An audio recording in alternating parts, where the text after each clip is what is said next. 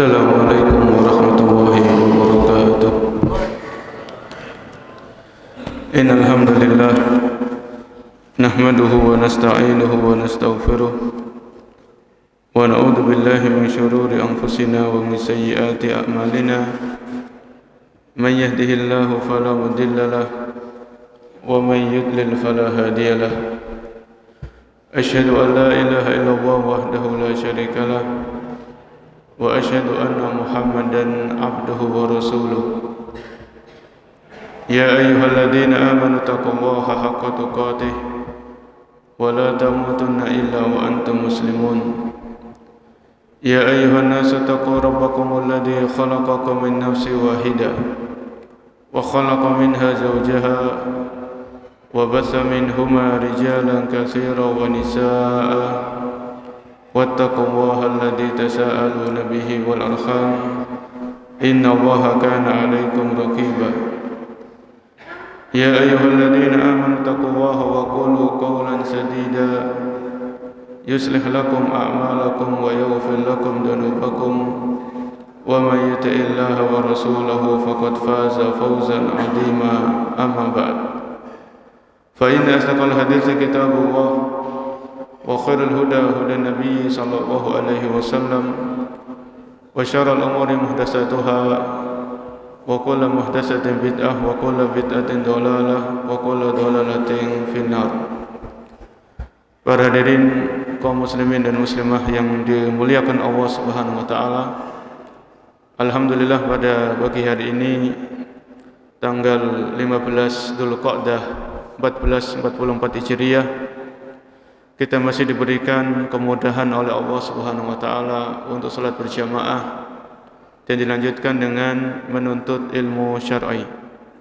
Semoga Allah Subhanahu wa taala menerima seluruh amal ibadah yang kita lakukan. Amin ya rabbal alamin. Pada kesempatan pagi hari ini kita akan membahas satu hadis di antara hadis-hadis Rasul sallallahu alaihi wasallam, yang tentunya hadis ini insyaallah bukan pertama kali kita dengarkan, atau hadis ini bukan pertama kali hadis yang kita simak. Mungkin hadis ini sekian kali kita dengarkan, tapi untuk saling mengingatkan dalam kebaikan dan ketakwaan, yaitu hadis yang berisi tentang hak seorang muslim terhadap muslim yang lain, hak seorang muslimah terhadap muslimah yang lainnya. Dalam sebuah hadis yang diriwayatkan oleh Abu Hurairah radhiyallahu anhu, semoga Allah meridai beliau, Abu Hurairah berkata, qala Rasulullah sallallahu alaihi wasallam, Nabi kita yang mulia Nabi Muhammad sallallahu alaihi wasallam bersabda, haqqul muslimi 'alal muslimi sittun, hak seorang muslim terhadap muslim yang lain itu ada 6. Kemudian Nabi memberikan perincian. Jadi beliau sebutkan secara global, secara umum, hak seorang muslim terhadap muslim yang lain itu ada 6. Beliau melanjutkan, atau para sahabat bertanya, wa ma qila wa ma hunna ya Rasulullah. Ada sahabat yang bertanya, apa itu ya Rasulullah? Maka Nabi menjawab, idza laqitahu fasallim alaihi. Kalau engkau bertemu dengannya, maka ucapkan salam kepadanya. Ini yang pertama. Kemudian Nabi melanjutkan, wa idza da'aka fa'ajibhu. Dan apabila saudaramu sesama muslim itu mengundangmu, maka penuhilah undangannya, datangi undangannya. Ini yang kedua. Kemudian Nabi melanjutkan sallallahu alaihi wasallam, wa idastansahaka fansah lahu. Kalau dia meminta nasihat, maka nasihatilah maka berikanlah nasihat kepadanya. Kemudian Nabi melanjutkan, wa idza atasa fahamidallaha fashammithu. Dan apabila dia bersin kemudian dia membaca alhamdulillah, fasyammidhu, maka doakan kebaikan kepadanya dengan mengucapkan yarhamukallah. Ini yang keempat. Kemudian Nabi SAW melanjutkan, wa idza marida fa'udhu, dan apabila dia itu sakit, saudaramu ini sakit, maka jenguklah, sambangilah.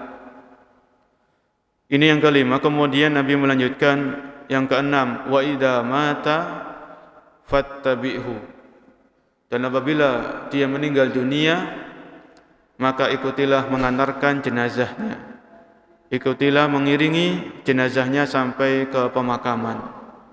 Rawahu Muslim. Hadis ini diriwayatkan oleh Al-Imam Muslim.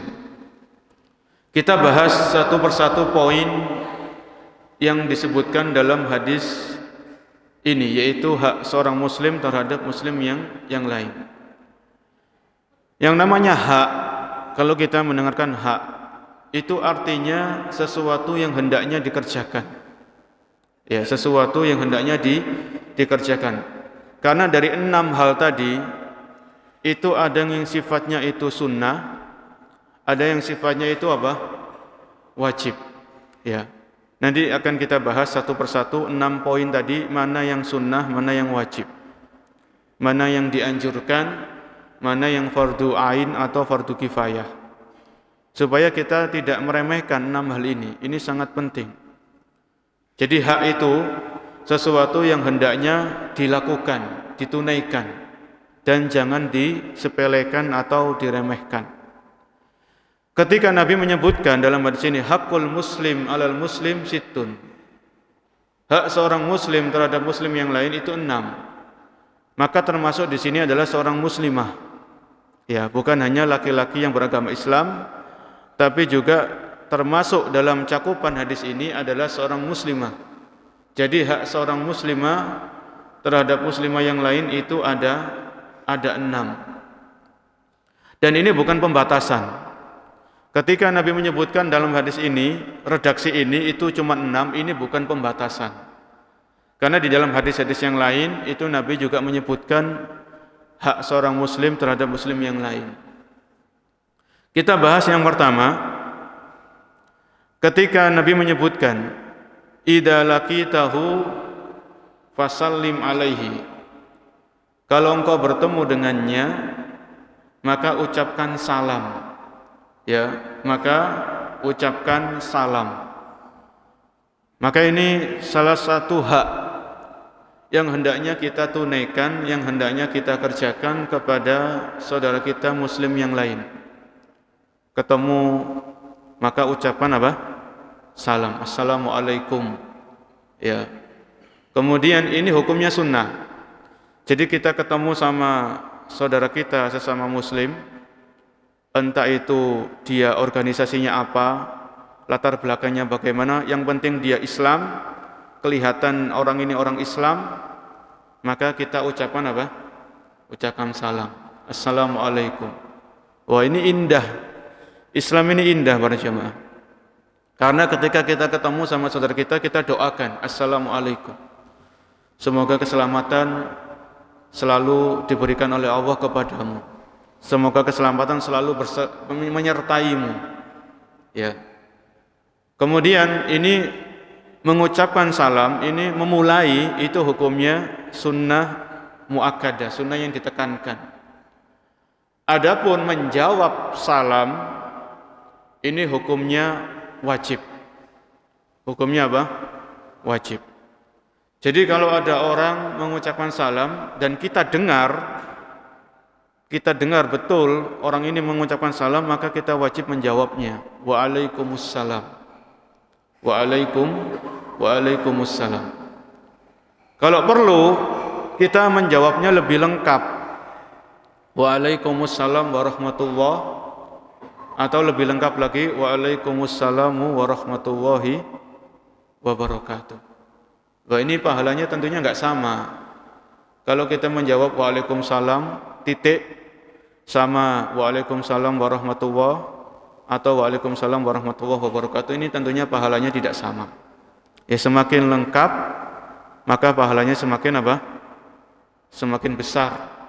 Allah sebutkan dalam surat An-Nisa 86,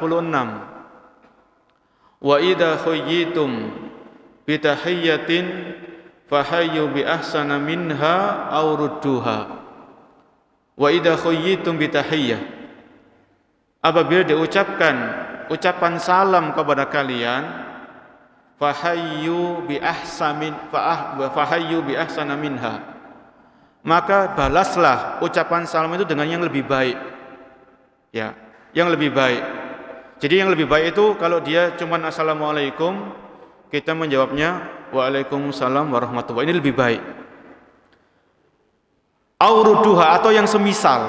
Auruduha atau yang semisal. Jadi wassalamualaikum, waalaikumsalam. Ini semisal, sebanding gitu para jamaah. Ya. Jadi kalau kita mau menjalankan ayat ini, An-Nur An-Nisa 86, wa idza khuyyitum bi tahiyyatin fahayyu bi ahsana minha aw rudduha, maka balaslah dengan yang lebih baik atau yang semisal atau yang sebanding atau yang selevel. Ya. Jadi ini penting kita menyebarkan salam di antara saudara-saudara kita sesama muslim, ya. Sesama muslim. Dan ini juga diperintahkan oleh Nabi SAW. La tadkhulul jannata hatta tu'minu. Kalian tidak akan masuk surga sampai kalian beriman. Wala tu'minun hatta tahabbu. Dan kalian tidak beriman dengan keimanan yang sempurna sampai kalian saling mencintai sesama muslim. Afala adullukum ala syai'in idza fa'altumuhu tahabbtum. Maukah aku tunjukkan kepada kalian sesuatu yang kalau kalian kerjakan, kalian akan saling mencintai. Afsyus salama bainakum. Ya, maka tebarkanlah salam di antara kalian. Jadi ini hak yang pertama dari seorang muslim kepada muslim yang lain kalau bertemu ucapan salam. Dan ini bukan hanya kepada orang yang kita kenal. Orang yang enggak kita kenal, kalau dia itu kelihatan orang Islam, pakai peci, pakai songkok, pakai sorban, ya, pakai sarung, insya Allah itu 100%, 90% orang apa?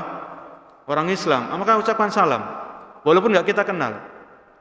Karena disebutkan dalam hadis-hadis yang lain, di antara tanda-tanda kiamat, maksudnya kiamat kecil ya, karena ada tanda-tanda kiamat besar, ada tanda-tanda kiamat kecil. Ketika seseorang itu mengucapkan salam hanya kepada orang yang dia kenal, yang enggak dikenal enggak dikasih salam. Ya. Jadi misalnya seperti pengajian kayak gini ya. Ada orang yang datang dari luar dari jauh misalnya ikut pengajian, maka ucapkan salam walaupun kita enggak kenal. Dengan mengucapkan salam itu akan tumbuh rasa kedekatan. Ini saudara saya sama muslim dia. Akan tumbuh namanya emosional. Kedekatan itu ada, ya. Maka ini perlu kita perhatikan. Hal ini sangat-sangat penting, yaitu menyebarkan salam. Begitu pula kalau bertamu ke rumah orang. Kalau orang ini orang Islam, maka sambil ketuk pintu, maka kita ucapkan apa? Ucapkan salam, ya. Ucapkan salam. Kalau ketuk pintu sampai 3 kali, kita ucapkan salam 3 kali, enggak dibukakan pintu, sudah pulang. Jangan ngeyel, diketuk terus sampai 5 kali, 7 kali. Ya ini sia-sia. Itu juga tuntunan Nabi. Kalau kita bertamu ke rumah orang, kita ketuk sampai 3 kali, ucapkan salam kok enggak dibukakan pintu, ya sudah pulang. Pulang dulu. Ya. Pulang, nanti kembali lagi mungkin besok harinya atau yang semisalnya. Kemudian waraddus salami fardun 'alal munfarid wa fardun kifayah 'alal jamaah. Kalau seseorang itu mengucapkan salam, misalnya saya tadi memulai kajian dengan ucapan salam. Kemudian para jamaah ada satu yang sudah menjawab, maka yang lain gugur kewajiban. Tapi kalau ketika saya memulai pengajian, saya ucapkan salam, enggak ada yang jawab, semuanya kena dosa. Ya. Maka ini harus diperhatikan karena menjawab salam itu hukumnya wajib. Ya, fardu ain. Kalau ucapan salam kepada banyak orang, satu orang sudah jawab, yang lain gugur kewajibannya. Ya, ini poin yang pertama. Di antara hak muslim kepada muslim yang lain, kalau ketemu ucapkan salam. Begitu pula kalau kita kirim WA, sekarang kan SMS kayaknya enggak zamannya ya. Bukan zamannya SMS lagi sekarang. Zamannya WA atau Instagram DM gitu ya. Atau Messenger inbox. Maka ucapkan salam. Kalau kita kirim pesan kepada sesama muslim maka mulai pesan kita dengan salam. Dan kita menjawabnya dengan lisan atau menjawabnya dengan tulisan. Ya, itu harus dijawab juga. Pesan di WA yang dimulai dengan salam itu harus dijawab juga. Jangan dibiarkan tanpa kita jawab. Bahkan disebutkan oleh para ulama, misalnya ini ya, kita ketemu sama saudara kita ini. Kita mengucapkan salam, assalamualaikum. Kemudian kita pamitan, kita izin mau ke toilet, entah itu wudhu kita batal. Kemudian kita balik lagi ke masjid, ucapan salam lagi. Ya, jadi berpisah sebentar, entah itu ke toilet atau kemana, berpisah sebentar, ketemu lagi, salam lagi. Ya, doakan lagi, karena salam itu intinya doa para jemaah. Salam itu intinya saling mendoakan. Ya, saling mendoakan. Ini yang pertama. Yang kedua, di antara hak seorang muslim kepada muslim yang lain, sebagaimana hadis yang kita bahas, Nabi mengatakan, "Fa'ida da'aka fa'ajibhu." Apabila saudaramu ini mengundang, maka penuhilah undangannya. Ya, penuhilah undangannya. Maka ini hak yang kedua. Kalau dia ngundang, maka undangannya kita penuhi. Sedikit gambaran, di dalam masyarakat kita, itu undangan itu ada bermacam-macam. Misalnya, undangan walimatul khitan, undangan sunatan. Ya, undangan apa? Sunatan. Kemudian ada undangan akikohan. Ya. Atau undangan orang pindah rumah, dia ngundang tetangga-tetangganya yang baru untuk datang ke rumahnya. Atau undangan orang pulang dari safar, orang pulang dari haji, pulang dari umroh, dia ngundang datang ke rumahnya. Atau undangan yang sifatnya itu syukuran, anaknya habis wisuda dia ngundang. Ya. Atau undangan makan, kita ditraktir makan, atau undangan buka bersama misalnya kalau di bulan Ramadan misalnya. Maka ini macam-macam undangan. Jadi undangan yang paling sangat ditekankan itu adalah undangan walimatun nikah, walimah pernikahan. Adapun yang lain, sunatan, akikohan, undangan dari safar, dari haji, ini kata para ulama itu hukumnya dianjurkan saja. Kalau datang silakan dapat pahala, kalau nggak datang ya tidak ada masalah. Walaupun tetap ditekankan untuk kita bisa hadir. Ya. Jadi yang sangat-sangat ditekankan itu walimatun nikah, undangan walimatul ursh, ya, undangan walimah pernikahan. Itu sangat-sangat ditekankan, bahkan ada yang mengatakan itu hukumnya wajib. Idza da'aka fa'ajibu. Kalau dia mengundangmu, maka penuhilah penuhilah undangannya. Ya. Memenuhi undangan ini tentunya perlu diperhatikan. Kalau undangannya itu tidak ada kemaksiatan, maka kita hadiri. Tapi kalau undangannya itu ada, kita perkirakan ada maksiat di dalamnya, maka kita minta uzur untuk tidak bisa hadir, atau kita hadir di sebelumnya. Misalnya di acara pernikahan itu ada musiknya, ada lagu-lagunya, atau di acara pernikahan itu campur baur laki-laki perempuan, tamu laki-laki, tamu perempuan itu dicampur. Atau di acara pernikahan itu standing party. Tahu standing party ini persemanan, tapi kita makannya sambil berdiri. Gak dikasih kursi untuk duduk, maka gak usah hadir. Ya, namanya orang Islam itu kalau makan ya duduk, makannya pakai tangan kanan. Sebelum makan baca bismillah. Ya. Maka jangan kita mengadopsi perilaku orang-orang non-muslim. Mereka maka sambil berdiri pesta, itu memang kebiasaan mereka kayak gitu. Kita orang Islam punya aturan main sendiri. Ya, jangan kita meniru-niru apa yang mereka lakukan. Ya. Maka kalau memang kita perkirakan undangan pernikahan ini itu ada unsur-unsur kemaksiatan, maka mungkin kita hadir 1 hari sebelumnya. Kenapa kok? Ini kan undangnya besok. Iya, saya maunya sekarang aja. Mohon maaf. Saya ucapkan selamat dan atau 1 hari setelahnya untuk menghindari hal-hal yang tidak sesuai dengan Islam tadi. Ya. Maka kita memenuhi undangan itu dalam rangka ibadah para jamaah. Ya. Kita memenuhi undangan saudara kita dalam rangka apa? Ibadah. Karena Nabi mengatakan wa idza da'aka fa'ajibu, kalau dia mengundangmu maka penuhi undangannya. Karena kalau kita memenuhi undangan berarti kita melaksanakan perintahnya siapa? Perintahnya Rasul sallallahu alaihi wasallam. Ya. Jadi itu nilainya nilai pahala.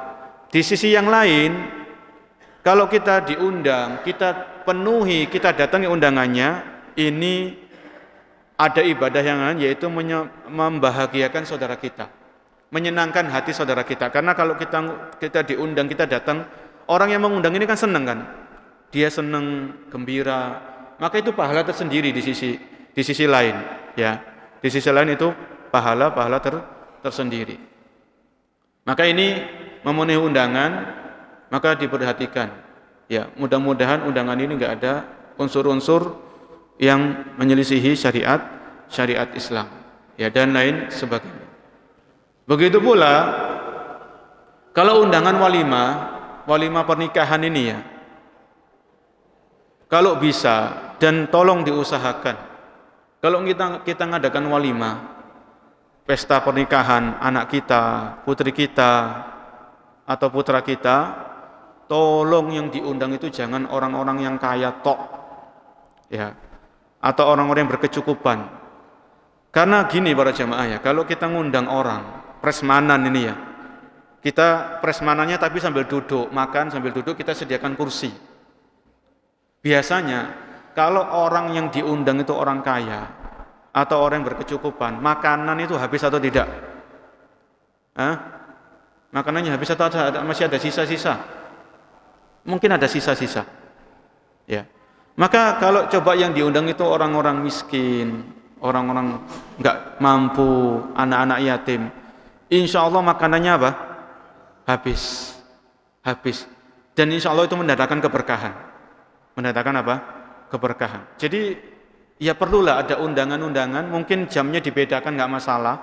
Jam sekian ini untuk tamu-tamu yang mungkin orang-orang berkecukupan atau orang-orang yang mampu misalnya. Karena mungkin enggak menutup kemungkinan, ya, ada orang yang mampu kalau dia berkumpul sama orang miskin itu enggak mau. Sombong itu. Ada gapnya kayak gitu. Maka bedakan jam undangannya. Tapi insya Allah, ya, usahakan, ya, kalau kita mengadakan walimah itu ada orang-orang miskin, orang-orang enggak mampu yang kita undang, ya, atau anak-anak yatim kita undang, supaya pernikahan itu diberikan keberkahan oleh Allah Subhanahu wa ta'ala, ya. Ini yang kedua, ya. Hak yang kedua, kalau dia mengundang maka penuhi undangannya selama undangan tersebut tidak ada unsur kemaksiatan, ya, atau pelanggaran-pelanggaran terhadap syariat Islam atau pelanggaran terhadap sunnah Nabi Shallallahu Alaihi Wasallam. Yang ketiga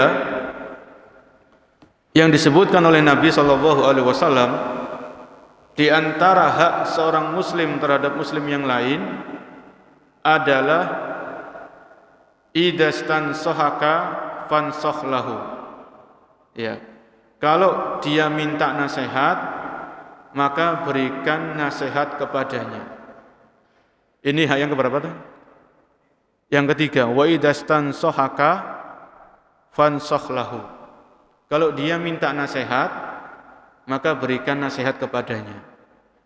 Ya, terkadang kita itu ditimpa rasa futur. Futur itu awalnya rajin, kemudian tiba-tiba kok malas ibadah, lemes, enggak semangat, Ini namanya futur. Maka biasanya kalau ada saudara kita itu futur, dia minta nasihat. Tolong nasihati saya.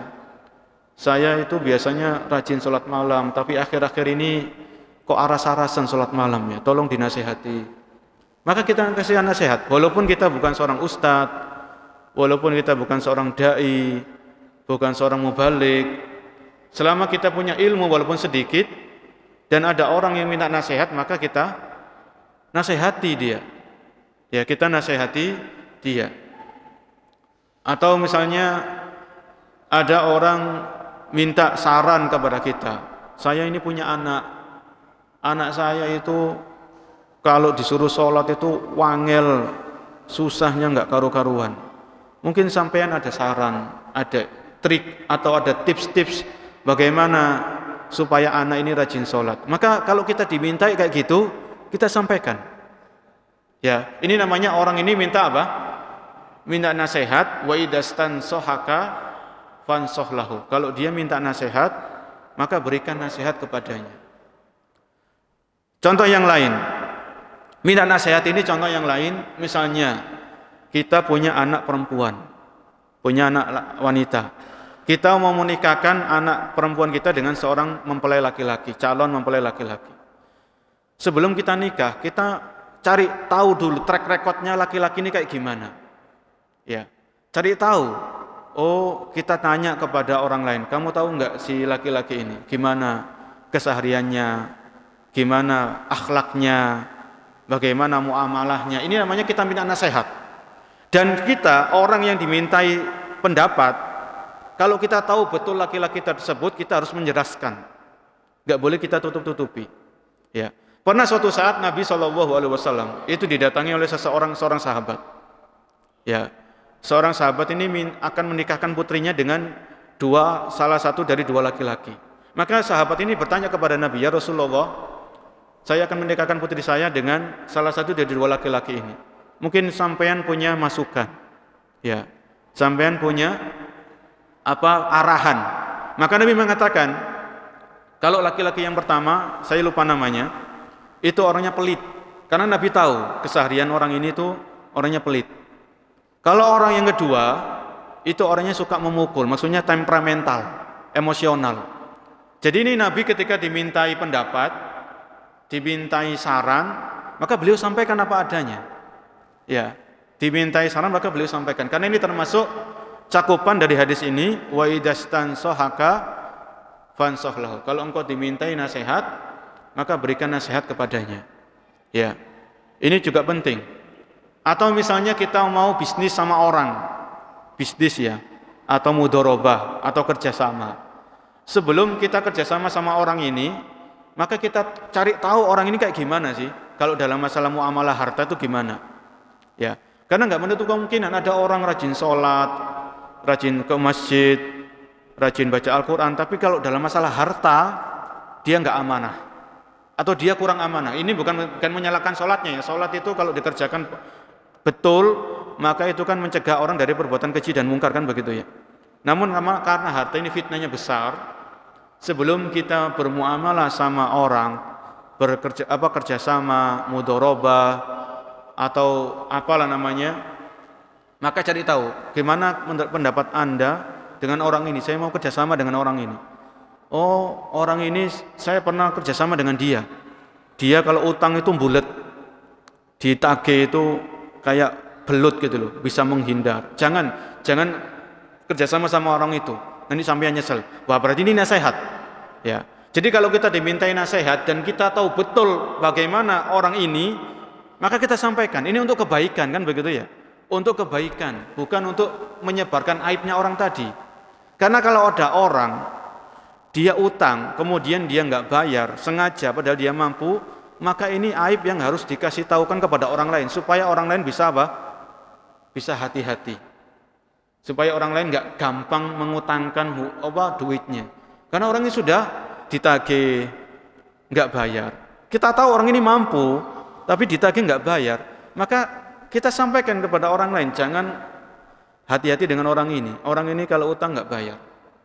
Supaya orang lain itu tidak jadi korban yang berikutnya. Ya.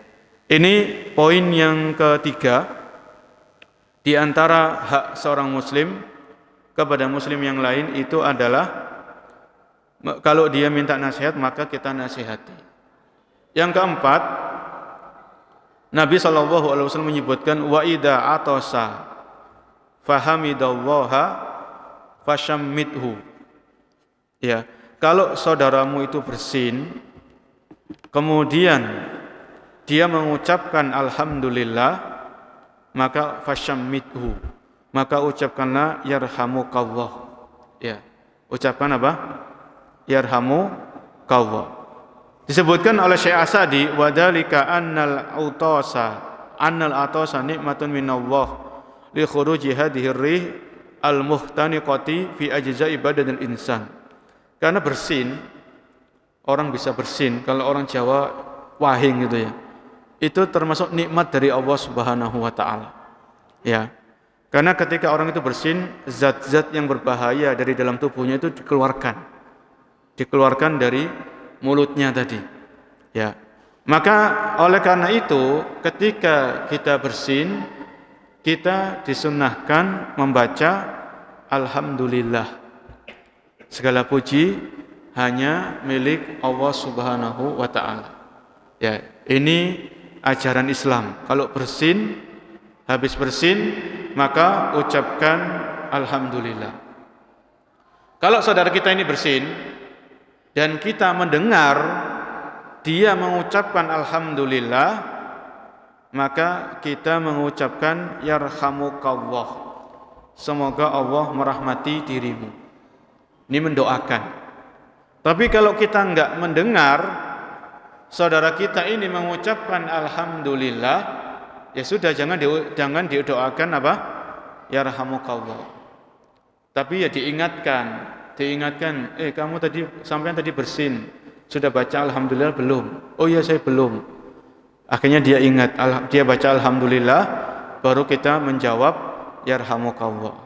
Ya, atau misalnya kita punya anak, dia bersin, dia lupa, maka diingatkan. Kalau dia belum tahu, maka diajarkan. Ya, mengucapkan alhamdulillah. Setelah itu kita membaca yarhamukallah. Enggak berhenti sampai di situ. Kalau kita didoakan yarhamukallah, maka kita yang bersin itu membalas lagi dengan doa. Yahdikumullahu wa yuslihu balakum. Yahdikumullah, semoga Allah memberikan hidayah kepada Anda, wa yuslihu balakum, dan memperbaiki keadaan Anda. Ya. Jadi ini saling apa? Saling mendoakan, saling berbalas doa. Yahdikumullah, semoga Allah memberikan hidayah kepada Anda. Kita ini butuh hidayah atau enggak butuh? Hah? Kita semuanya butuh apa? Butuh hidayah. Karena di dalam salat kita juga membaca ihdinas siratal mustaqim, ya Allah tunjukkan aku kepada jalanmu yang lurus. Ya, kalau ada yang bertanya, kita ini sudah beragama Islam, sudah di atas hidayah, kan begitu ya? Tapi kenapa kok kita tetap di dalam salat itu diperintahkan untuk minta hidayah, ihdinas siratal mustaqim? Karena hidayah itu seseorang sudah tahu hidayah, dia dapat hidayah. Untuk bisa istiqomah di atas hidayah itu perlu pertolongan Allah Subhanahu wa taala. Ya, untuk bisa istiqomah di atas Islam, istiqomah di atas tauhid, istiqomah di atas sunnah, ini perlu hidayah dari Allah Subhanahu wa taala.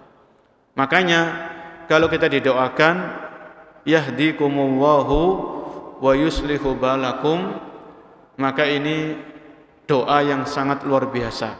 Saling mendoakan. Kita tadi mendoakan yarhamukallah, kemudian orang yang bersin ini balik lagi mendoakan yahdikumullahu wa yuslihu balakum. Semoga Allah memberikan hidayah kepada Anda dan memperbaiki keadaan Anda. Terus kalau orang ini bersinnya bolak-balik, wahing sekali, bersin lagi 2 kali, bersin lagi 3 kali, ini namanya influenza ya, flu namanya ini. Maka doakan syafaqallah, semoga Allah berikan Anda kesembuhan. Namanya orang bersinnya bolak-balik. Ya, doanya ucapan doakan kepada Allah supaya dia diberikan kesembuhan. Ini poin yang keempat ya. Wa idza atasa fahamidallaha fashammituhu. Kalau dia bersin dan dia memuji Allah, maksudnya dia mengucapkan alhamdulillah, maka ucapkan kepadanya yarhamukallah. Ya, yarhamukallah. Kalau perempuan yarhamukillah, atau bisa juga atau kan ini sebenarnya kata ganti ya dalam bahasa Arab itu. Kalau laki-laki itu pakai ka, kalau perempuan satu orang itu pakai ki, yarhamukillah misalnya. Ya, tapi kalau tetap pakai yarhamukallah juga enggak masalah. Insyaallah tidak bermasalah. Yang kelima, di antara hak seorang muslim kepada muslim yang lain, yaitu Nabi SAW menjelaskan wa idza marida fa'udhu. Kalau saudaramu itu sakit, maka jenguklah, maka sambangilah. Ya. Jadi menjenguk orang sakit itu perintahnya siapa? Perintahnya Rasul sallallahu alaihi wasallam. Kalau kita ngaku cinta kepada Nabi, maka konsekuensi cinta kepada Nabi itu menjalankan perintah-perintahnya, menjalankan perintah-perintahnya Rasul sallallahu alaihi wasallam. Kalau dalam hadis ini Nabi mengatakan wa idza marido, kalau saudaramu itu sakit maka jenguklah. Tapi di sini hukumnya sunnah. Menjenguk orang sakit hukumnya sunnah yang ditekankan atau sunnah muakkadah. Kalau kita menjenguk orang sakit, itu manfaatnya banyak. Manfaat yang pertama, ketika kita menjenguk saudara kita yang sakit, kita melaksanakan perintahnya Nabi sallallahu alaihi wasallam. Melaksanakan perintah Nabi itu bernilai pahala. Bernilai apa? Bernilai ganjaran. Yang kedua, disebutkan dalam hadis yang lain tentang keutamaan menjenguk orang yang sakit. Ya, idza adar rajul akhahul muslim masya fi khirafatil jannah hatta yajlisa. Apabila seorang menjenguk saudaranya yang sakit, maka seakan-akan dia berjalan sambil memetik buah-buahan di surga. Fa idza jalasa humratuhu rahmah. Kalau dia duduk di sisi saudaranya yang sakit, maka dia diliputi rahmatnya Allah Subhanahu wa taala. Ya. Kemudian fa in kana ghadwatun shalla alaihi sab'una alfa malakin hatta yumsi. Wa idza kana masa'an shalla alaihi sab'una alfi malakin hatta yusbi. Kalau orang ini menjenguk saudaranya besut di waktu sore, biasanya jam besut itu kan jam 4 ya. Jam 4 sore ini kan waktu besut kalau di rumah sakit. Kalau kita besutnya itu di waktu sore, maka kata Nabi, kita akan didoakan oleh 70.000 malaikat sampai datangnya waktu pagi. Sampai datangnya waktu subuh. Ya, datangnya waktu subuh. Kalau kita menjenguk saudara kita di waktu pagi, misalnya jam besut itu jam 10 pagi, maka kita didoakan 70.000 malaikat sampai datangnya waktu sore. Wah, ini luar biasa. Kita menjenguk itu didoakan berapa? 70.000 malaikat. Sab'una alfi malakin. Yang namanya doa malaikat itu dikabulkan sama Allah Subhanahu wa taala. Karena malaikat ini kan enggak pernah bermaksiat. Malaikat ini selalu taat dan tidak pernah bermaksiat. Maka doanya malaikat ini dikabulkan sama Allah Subhanahu wa taala. Bayangkan 70.000 malaikat. Ya. Maka jangan sia-siakan kesempatan untuk didoakan oleh malaikat yang jumlahnya 70.000 dengan menjenguk saudara kita yang sedang sakit. Jadi manfaat yang kedua, kalau kita menjenguk saudara kita yang sakit, kita didoakan oleh malaikat. Yang ketiga, manfaat yang ketiga, kalau kita menjenguk orang sakit, kita akan ingat akan nikmat sehat. Ya, kita akan ingat namanya nikmat sehat. Kalau kita sedang lihat orang itu ditimpa sakit, ya, itu luar biasa berjemaah. Kita menjenguk orang sakit, ya Allah, orang ini mungkin dia hanya bisa berbaring di kasurnya sedang diinfus misalnya, sholatnya nggak bisa dengan berdiri, maka kita akan ingat nikmat Allah berupa nikmat kesehatan, sehingga kita akan lebih bersyukur kepada Allah atas nikmat sehat ini. Oh ya, saya lagi sehat, saya harus gunakan kesehatan ini sebaik-baiknya, karena sehat ini nggak akan selama-lamanya. Kadang nanti bisa jadi kita yang sakit, bisa jadi nanti suatu saat kita yang terbaring di atas kasur tersebut. Ya, kita lihat di rumah sakit itu macam-macam. Ada orang yang antri mau dioperasi, ada orang yang ngantri nebus resep, macam-macam pokoknya. Ya, maka ini luar biasa. Dengan menjenguk orang sakit itu, insya Allah akan mengingatkan kita akan berharganya nikmat kesehatan. Ini manfaat yang ketiga. Manfaat yang keempat, kalau kita menjenguk orang sakit, kita bisa mengajarkan ilmu, bisa saling mengingatkan. Terkadang para jemaah, orang sakit itu enggak sholat, kan gitu ya. Wong kadang dia sehat aja enggak sholat, apalagi sakit, kan gitu. Tapi ada juga ketika dia sehat itu enggak sholat, ketika sakit dia khilaf, sadar, insaf, akhirnya dia mau sholat. Itu ada juga. Terkadang penyakit itu membuat orang itu insaf, taubat gitu loh para jemaah. Orang ketika dia dalam keadaan lapang, dia lupa sama Allah Subhanahu wa taala. Ketika dikasih musibah, orang ini malah dia kembali kepada Allah, bertaubat kepada Allah Subhanahu wa taala. Maka itu di antara hikmahnya musibah, termasuk penyakit.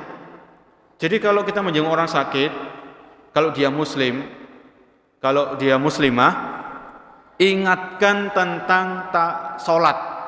Ya, salat ini tetap wajib walaupun dalam keadaan sakit, sesuai dengan kemampuan masing-masing. Kalau nggak bisa sholat sambil berdiri, sambil apa? Duduk di atas kasur. Kalau nggak bisa duduk sambil berbaring. Ajarkan, minimal ingatkan sudah sholat belum. Kalau belum, ya diingatkan. Oh, saya nggak tahu tata cara sholat sambil duduk itu kayak gimana, maka ajarkan.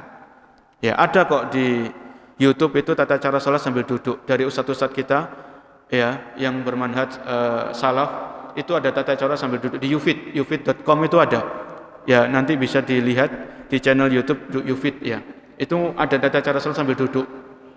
Kalau dia nggak bisa wudu, nggak boleh wudu, maka ajarkan tata cara tayamum. Ya, itu nilai pahalanya besar pada jemaah.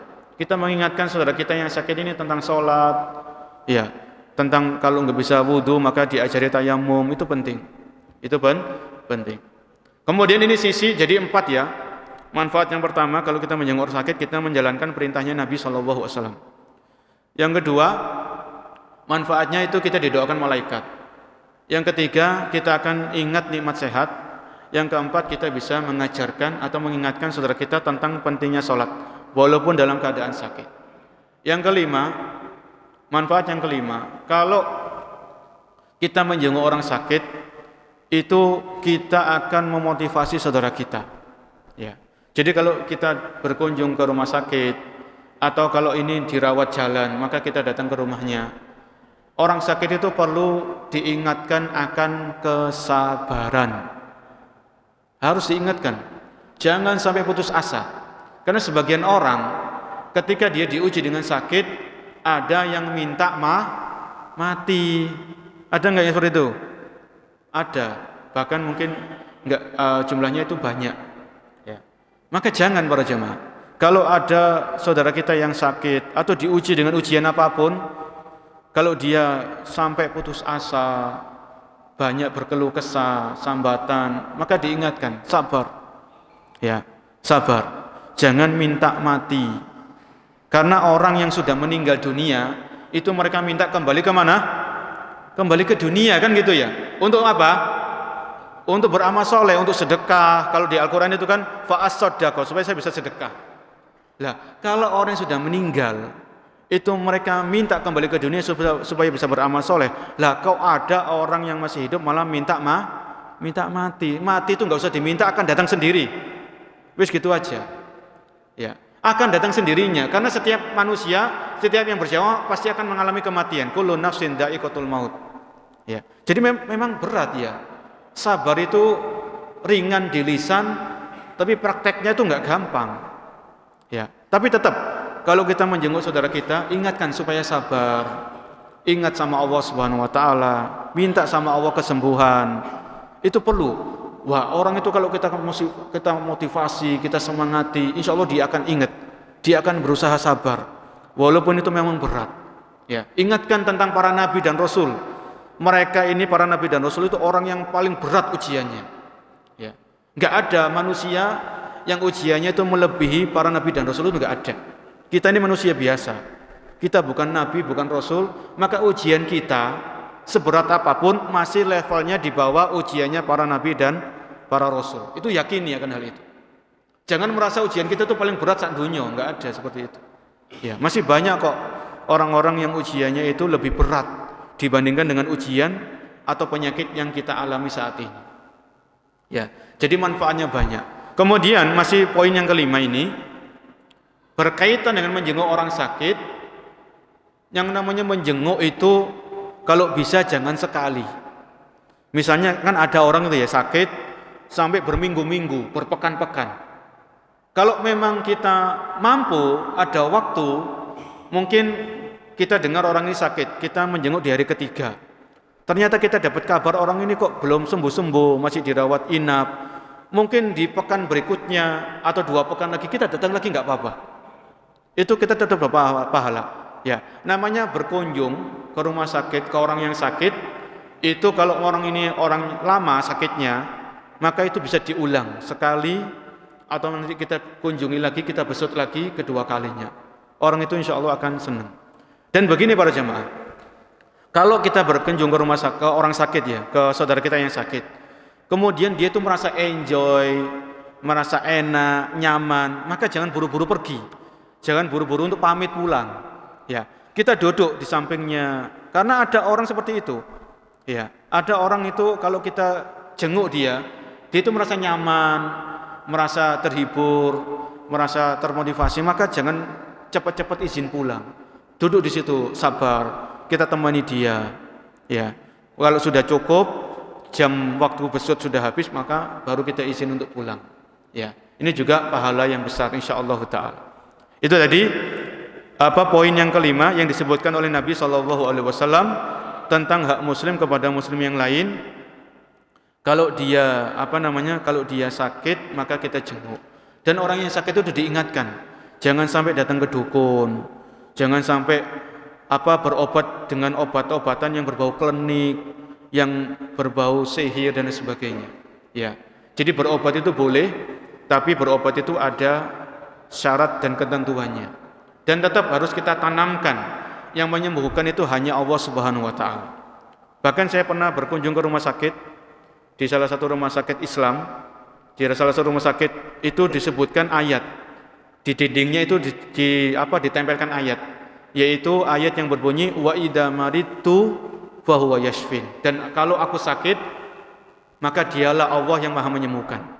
Wah, ini luar biasa berjamaah. Kalau orang sakit lihat ayat itu, maka dia akan berharap kesembuhan hanya kepada Allah. Dokter itu perantara, obat itu perantara. Jadi dokter itu bukan menyembuhkan, obat itu bukan menyembuhkan. Yang menyembuhkan itu hanya Allah Subhanahu wa taala. Ini akidah, ini keyakinan yang harus kita tanamkan sekuat-kuatnya dalam hati kita. Yang terakhir, yang keenam, Nabi menyebutkan sallallahu alaihi wasallam di antara hak muslim kepada muslim yang lain, wa idza mata fattabi'hu. Kalau saudaramu itu meninggal dunia, maka iringilah jenazahnya. Iringilah jenazahnya. Maka ini hak yang keenam.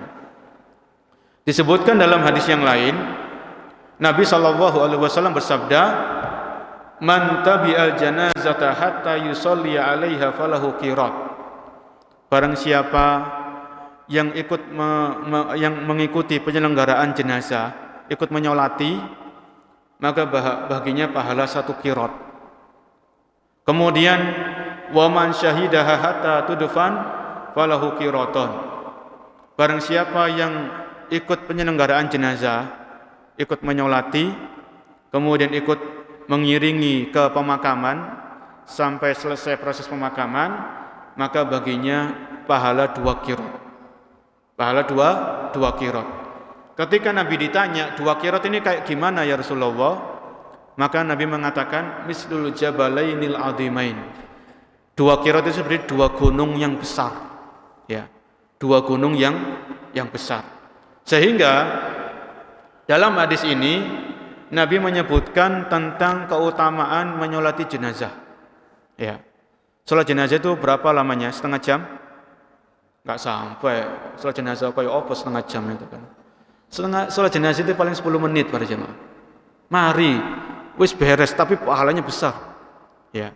Sholat jenazah ini berlaku untuk laki-laki dan perempuan.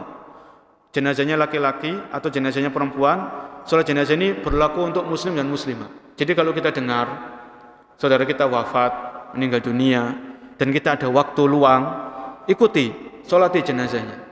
Ya, ikut menyolati jenazahnya. Ya, karena pahalanya besar. Kemudian kalau ada waktu lagi, kita punya waktu luang, lagi nganggur, maka ikuti pengantaran jenazah ini sampai ke pemakaman, ikuti proses pemakaman sampai selesai. Maka kita mendapatkan pahala 2 qirot. Untuk mengiringi jenazah ini, wallahu a'lam, ini berlaku untuk laki-laki. Ya. Adapun wanita, mereka tetap berada di rumah saja. Karena wanita ini kalau ikut mengantarkan jenazah, khawatirnya nanti sampai di kuburan malah nangis-nangis, jerit-jerit, niyaha, meratap. Ini dosa besar. Ya. Maka untuk mengiringi jenazah ini hendaknya para lelaki saja. Wanita cukup di rumah. Ya. Wanita cukup di rumah. Wallahu a'lam. Jadi ini yang keenam, kalau dia meninggal maka ikutilah mengiringi jenazahnya. Dan ini manfaatnya besar. Yang pertama, kalau kita mengiringi jenazah, ikut iring-iringan jenazah, maka kita sedang melaksanakan perintahnya siapa? Perintahnya Nabi SAW. Ini pahala yang pertama.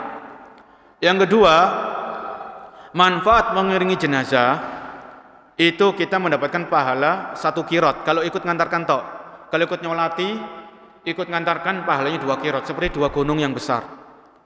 Yang ketiga, kalau kita ikut mengantarkan jenazah, maka ini akan mengingatkan kita tentang kematian. Ya, di antara cara ingat mati itu apa?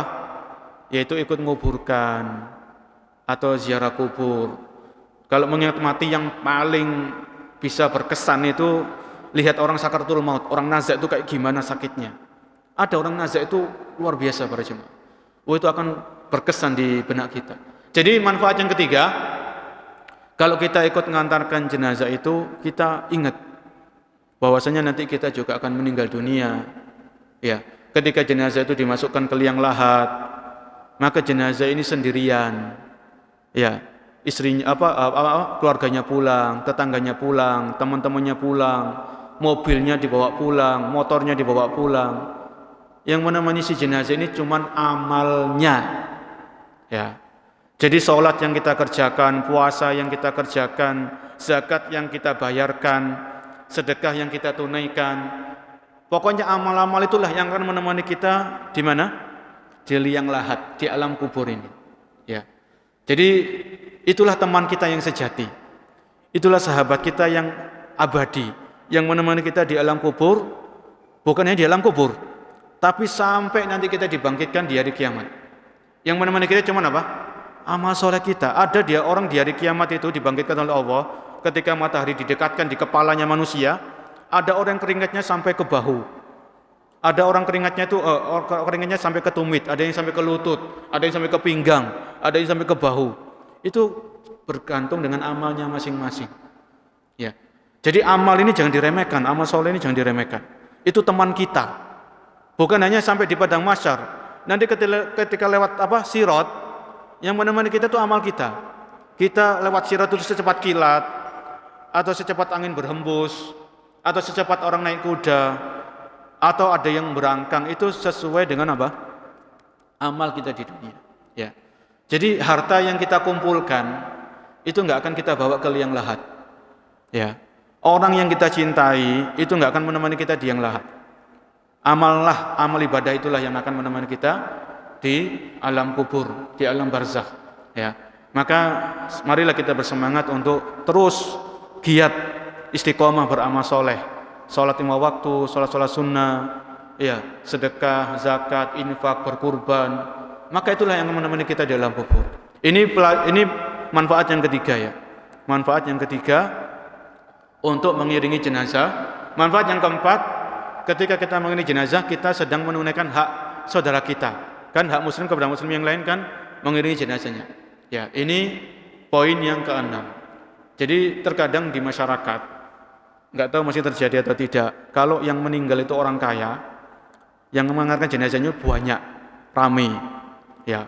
Tapi kalau yang meninggal orang yang nggak punya, orang yang nggak berada, yang ikuti ya sedikit. Ya. Maka ini kita jangan lihat status sosial orang yang meninggal ini siapa. Selama dia muslim atau dia muslimah, maka dan kita ada waktu, maka ikuti ngantarkan jenazahnya sampai selesai. Itu juga insya Allah sebentar kok ya, paling setengah jam, tergantung ini sih jauh dekatnya pemakaman. Biasanya kalau pemakaman itu kan kalau dekat itu enak, biasanya nggak lama selesai. Ya, itu pahala yang besar bagi orang-orang yang mau menunaikan hak saudaranya, yaitu mengiringi jenazah. Dan yang terakhir, ketika mengiringi jenazah itu perlu kita perhatikan. Terkadang masih ada mungkin ketika ikut mengantarkan jenazah sampai di pemakaman, itu ada yang ketawa-ketawa para jemaah, guyon. Ya, kita bukan melarang guyon ya, tapi lihat tempatnya gitu loh ya. Masa pemakaman kita sedang mengantarkan jenazah, kita sempatnya guyon, sempatnya bercanda. Itu bukan waktu yang tepat kalau saya kira itu. Waktunya mengantarkan jenazah itu waktunya merenung, waktunya introspeksi diri, muhasabah. Ya, itu waktunya seperti itu. Ya, dulu di zaman Nabi SAW ketika Nabi itu mau memakamkan salah seorang sahabatnya, Nabi sampai di pemakaman bersama para sahabat. Ternyata pemakaman itu belum selesai digali. Jadi Nabi masih nunggu. Itu para sahabat, Nabi memberikan ujangan, memberikan nasihat kepada para sahabat sambil menunggu yang lahat ini siap untuk dimasuki jenazah. Dan itu hadisnya panjang. Jadi para sahabat itu ketika mereka mengantarkan jenazah itu mereka khusyuk, tenang. Ya boleh ngobrol, boleh silakan ngobrol, ya secukupnya lah. Tapi kalau bisa ya jangan bercanda, apalagi guyon di saat mengantarkan jenazah. Karena ini memang bukan momen, bukan waktu yang tepat untuk bercanda atau guyon. Ya, ini mungkin yang bisa kita sampaikan. Ada 6 hal ya. Kesimpulannya, hak muslim kepada muslim yang lain.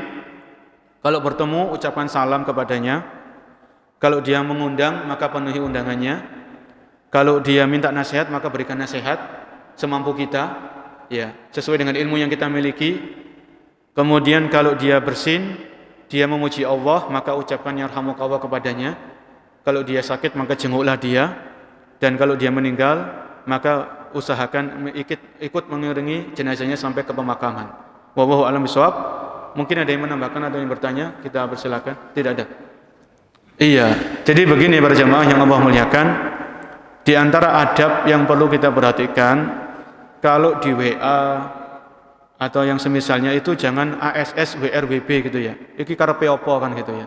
Masa berat sih kita mengetik Assalamualaikum warahmatullahi wabarakatuh. Ya, tolong jangan disingkat. Ya, ucapkan yang secara lengkap Assalamualaikum warahmatullahi wabarakatuh. Kan sekarang juga ada stiker-stiker itu ya. Stiker WA kan ada kan? Assalamualaikum warahmatullahi wabarakatuh. Itu bisa. Ya. Jadi kemudian ini juga hampir sama seperti menyebutkan Allah Subhanahu wa taala. Allah SWT ini tolong dihindari. Muhammad SAW. Sebutnya secara lengkap Allah Subhanahu wa taala atau Nabi Muhammad sallallahu alaihi wasallam. Bukan SAW. SAW ini kan singkatan. Ya kalau orang paham. Kalau kita membaca Nabi Muhammad sallallahu alaihi wasallam, kita dapat pahala kan ya? Ya ayyuhalladzina amanu sallu alaihi wasallimu taslima. Ucapan salam, salawat dan salam kepada Nabi Muhammad sallallahu alaihi wasallam. Jadi kalau memang kita niat mendoakan, jangan tanggung-tanggung dan jangan disingkat, tapi ucapkan secara lengkap ya, supaya kita mendapatkan pahala dari Allah Subhanahu wa taala. Wallahu a'lam bishawab. Oke, yang terakhir. Untuk pengiringan jenazah sebetulnya tidak ada hal-hal yang khusus ya. Kalau yang kami tahu karena kami juga masih belajar, jadi mengantar jenazah itu sampai di pemakaman, ya sudah jenazah itu langsung dimasukkan ke liang lahat, ya kemudian ditutup pakai papan itu ya. Biasanya kan pakai papan itu, kemudian langsung ditutup dengan tanah. Tutup dengan tanah. Ketika meletakkan jenazah ini, Bismillahi wa ala millati Rasulillah, sebutkan seperti itu. Ya. Setelah itu langsung tidak ada hal-hal yang lain yang perlu dikerjakan, langsung ditutupi dengan tanah, ya, ditutupi dengan tanah sampai selesai. Kita ikut melempari tanah dengan 3 kali, ambil tanah masukkan, itu sunnah, ya. Kita ambil tanah 3 kali, itu sunnah. Kemudian jenazah leang lahatnya kuburannya ditinggalkan 1 jengkal saja, nggak usah tinggi-tinggi, 1 jengkal sudah. Kalau kita pernah ke makam Baqi ya, di dekat Masjid Nabawi, para jamaah kan bisa melihat bagaimana makam-makam di sana ini yang sesuai dengan sunnah Nabi SAW. Jadi makamnya itu datar, ditinggikan 1 jengkal, kasih batu sini beres. Padahal orang Saudi itu kan kaya-kaya kan ya, tapi makam mereka sederhana kayak gitu loh. Itu kaya-kaya mereka, tapi makamnya itu karena makamnya sesuai dengan sunnah Nabi SAW. Ya, jadi nggak perlu ada ini, nggak perlu ada itu. Ini yang saya tahu. Jadi masukkan jenazah ke liang lahat, kemudian langsung ditutupi dengan tanah. Kemudian setelah ditutupi dengan tanah, kasih batu sini, kemudian doakan, Allahumma ghfirlahu wasabbithu, Allahumma ghfirlahu wasabbithu. Allah berikan ampunan kepada saudaraku ini dan berikanlah ke dia keteguhan. Ya, itu masing-masing. Kemudian kalau mau kasih nasihat, biasanya ada nasihat, ya, nasihat sedikit tentang kematian, itu boleh. Nasihat sedikit, kemudian misalnya orang sahibul musibah itu mengucapkan terima kasih kepada para jamaah yang sudah ikut memakamkan jenazah ini, itu bisa terima kasih. Kemudian diingatkan masalah utang. Kalau jenazah ini, si mayit ini ada hutang piutang, maka bisa disampaikan kepada ahli warisnya. Itu saja yang perlu disampaikan, tidak ada hal-hal yang lain. Itu yang kami tahu, karena itu yang sesuai dengan sunnah Nabi SAW. Saya kira cukup. Semoga 6 poin tadi, hak muslim kepada muslim yang lain bisa kita pahami dengan betul dan kita amalkan dalam kehidupan kita sehari-hari. Kurang lebihnya saya mohon maaf sebesar-besarnya. Kami akhiri, subhanakallah wa bihamdik, asyhadu an la ilaha illa anta, astaghfiruka wa atubu ilaik. Assalamualaikum warahmatullahi wabarakatuh.